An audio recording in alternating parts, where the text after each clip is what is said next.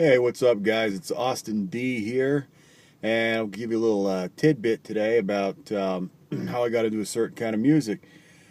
These days, I listen to a lot of different stuff, and my collection has grown, and my tastes are a lot more eclectic than they used to be. Of course, I still have my favorites. Usually, it's guitar-driven, that kind of stuff. But used to be back in the '80s. I only listened to hair metal. I didn't call it that back then. I just called it hard rock. But I was into Motley Crue and Poison and Warrant and all that kind of stuff. Slaughter, and that's really all I would listen to. And I saw it come into an end, sort of. I saw it slowing down at the end of the '80s, and there was a few albums that carried over into the early '90s that were actually better than the bands had released in the '80s, and I really dug those too, but. I didn't know what I was going to do, though. Like I said, I saw it slowing down, and it seemed like some of these bands were kind of disappearing. They weren't going to be around anymore, and all I knew was I was going to hold on. I was going to fight tooth and nail, and it was going to be the only stuff I was going to listen to. And then I heard Nirvana, and it wasn't the Nevermind album, okay? It wasn't the popular one. It was the one before that, Bleach. I heard a couple of songs off of that. Somebody had me listen to them, and I thought, this is where music is going? This is terrible. These guys sound like they have no musical talent, no coordination. The vocals, I thought, were horrible. And then not long after that, I saw this world premiere video on MTV was coming up, and I saw a picture of it behind the advertisement, and I saw the band on stage, and they all had long hair, and I saw two guitar players in there, and I thought, well, what is this? Maybe this is going to be something good. And what happened was the video was for Alive by Pearl Jam off of this one here, and I listened to it. And I was like, man, the riffs are heavy. It was an awesome guitar solo. Vocally, it was a little bit different. Eddie Vedder was never a high-pitched singer. He always had that deep growl. And, I really dug it, though. I thought, geez, maybe, these guys have long hair. Maybe this is a continuation. So I asked around a little bit, and somebody said Mother Love Bone. I was like, well, what's Mother Love Bone all about? They're like, well, that's where some of the guys from Pearl Jam came from. I was like, really? And they let me listen to that, and I thought, well, holy cow, this Pearl Jam band is coming from glam metal. They're coming from a hair metal root, But I also knew that they were from Seattle, where they, found out as much as I could about them. Went out and bought the CD, of course. One of my first CDs, actually. Before that, it was all tapes and records. But, so I bought 10.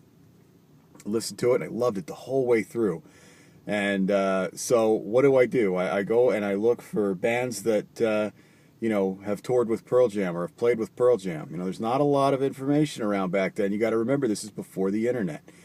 Yeah, it was around, but it wasn't in everybody's house. This was the early '90s. This was 1991 we're talking about here. I certainly didn't have internet, and I didn't know anybody that did. It was so it was so primitive back at that point in time. I think it seemed like the most you could get on a computer back then was an encyclopedia. So what would I need that for? I already had that, so I wasn't interested in the internet. But anyway, so I checked it out, and I found out that this band Soundgarden had been around for a little while, and they had come from the same place that Pearl Jam did. So shortly after that 10 album, this bad boy came out. So I went and got that.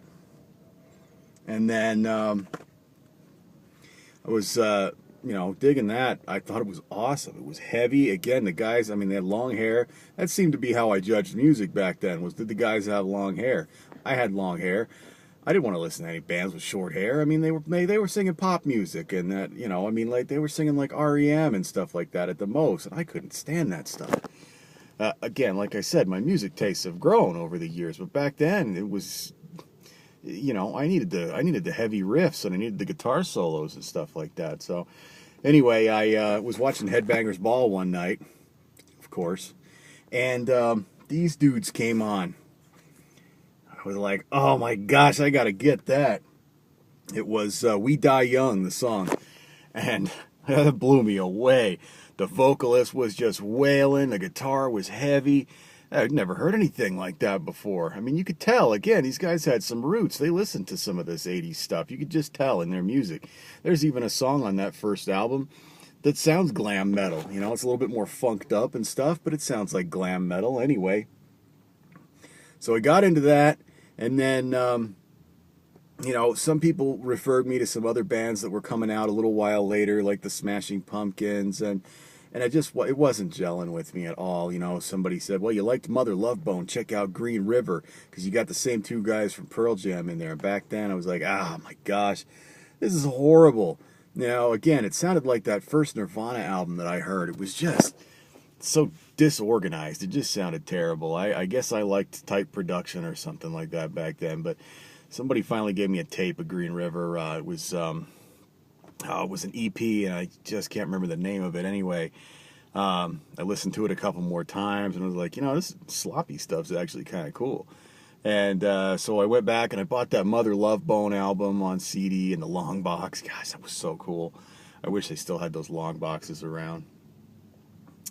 That was the coolest thing ever, you know. Hey, we got a bunch of shelves out in the back that fit records. How are we going to put CDs in these things, you know?